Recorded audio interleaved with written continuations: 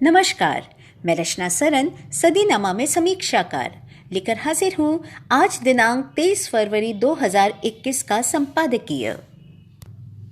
हाल ही में पारित हुए कृषि बिल को लेकर जो देश भर में भ्रांतियां फैलाई गई हैं, उसके पीछे के मकसद को उजागर करता हुआ है आज का संपादकीय पैन नंबर और कृषि बिल, जिसे लिखा है सदीनामा के संपादक जितेंद्र जितांशु जी ने। किसानों का उत्पादन, व्यापार और वाणिज्य संवर्धन और सुविधा विधेयक किसानों को नए बनाए गए व्यापार क्षेत्रों में APMC यानी कृषि उपज विपणन समिति मंडी के बाहर उपज बेचने की अनुमति देता है। इन क्षेत्रों में पैन कार्ड वाला कोई भी खरीदार बिना लाइसेंस और कमीशन शुल्क के किसानों से सीधे खरीद सकता है। किसानों को खरीदारों के पैन नंबर को उद्धृत करना होगा। कृषि बिल से पहले की हकीकत ना तो किसान ने कुछ बेचा है और ना ही उसने कुछ खरीदा है।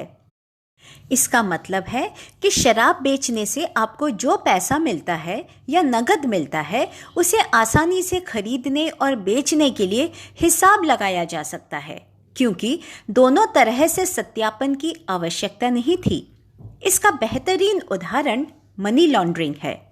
विरोध प्रदर्शन और आतंकवाद के लिए विदेशी चंदा ऐसी खामियों के माध्यम से लूटा जाता है।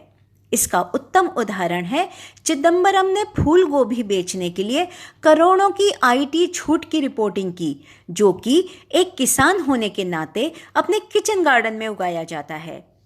कृषि बिल के आने के बाद धोखेबाज व्यापारी या किसान से फसल खरीदने वाले को अपना पैन नंबर किसान को देना होगा, जिसे उसे उद्धृत और सूचित करना होगा। इसलिए अब भौतिक खरीद को दर्ज करने की आवश्यकता है। इसका मतलब है कि अब फसल को बेचा जा सकता है। किसी ने फसल को व्यापारी या कंपनी या किसी व्यक्ति को बेच दिया, इसलिए धन की कमी को बढ़ावा देने वाली खामियों को दूर किया जाता है।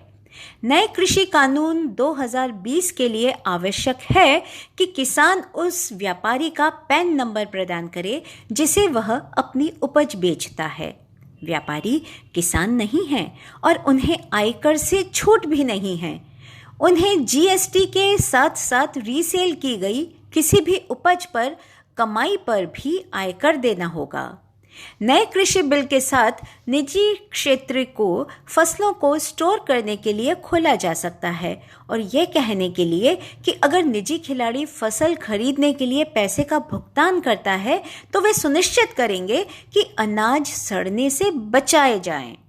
जहां तक फसलों के बर्बाद होने का सवाल है, तो FCI के गोदामों में गेहूं को ऐसे रखा गया था कि वे सड़ जाएं।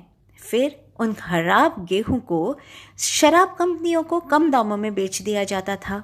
इससे बहुत भ्रष्टाचार के मामले सामने आए हैं।